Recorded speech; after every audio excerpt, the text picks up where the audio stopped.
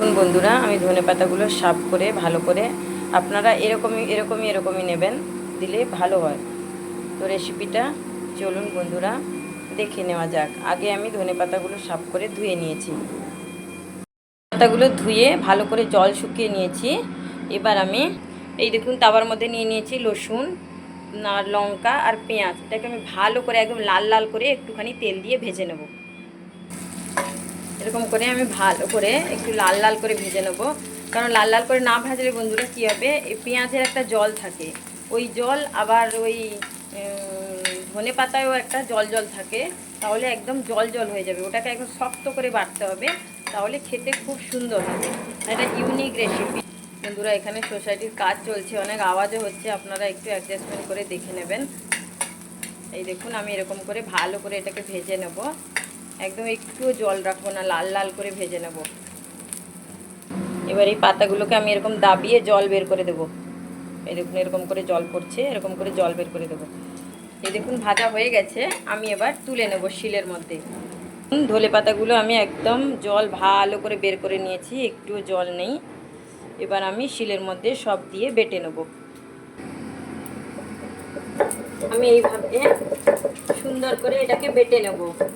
আর বন্ধুরা, আমার ভিডিওগুলো যদি আপনাদের ভালো লেগে থাকে তাহলে প্লিজ আমার একটু পাশে থাকবেন, একটা সাবস্ক্রাইব করে দেবেন।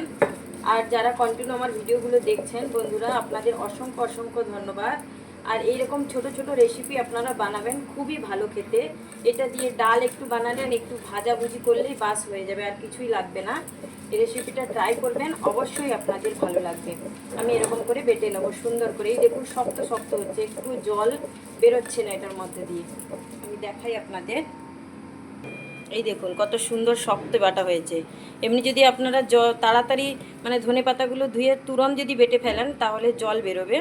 তো আপনারা ভালো করে ধনে পাতাকে মানে ধুয়ে কিছুক্ষণ রেখে দেবেন, তাহলে জলটা ঝরে যাবে। আর এরকম করে বাটবেন, খুবই ভালো হবে। এর মধ্যে আমি একটু নুন অ্যাড করে দেবো, দিয়ে এই দেখুন একদম ভালো করে এরকম করে বেটে নেবো। এই দেখুন একটু জল বেরোচ্ছে না, একদম শক্ত শক্ত বাটা হচ্ছে। আপনারাও এইভাবে বাটবেন, খুবই সুন্দর হবে বন্ধুরা। এই দেখুন কত সুন্দর হয়ে যাচ্ছে বাটাটা। আমি এটাকে বেটে নিয়ে আপনাদের কাছে আসছি। এই দেখুন কত সুন্দর শক্ত বাটা হয়ে গেছে একদম। আপনারাও এইভাবে বেটে নেবেন। আর গন্ধটা বন্ধুরা দারুণ এসেছে, একদম সুন্দর গন্ধ এসেছে। ভালো করে এটাকে আমি ওপর থেকে একটু সরিষার তেল অ্যাড করে দেবো। আপনারা জানেন বাটাতে সরিষার তেল না দিলে ভালো লাগবে না। একটুখানি এই দেখুন একটুখানি সরিষার তেল দিয়ে দিলাম।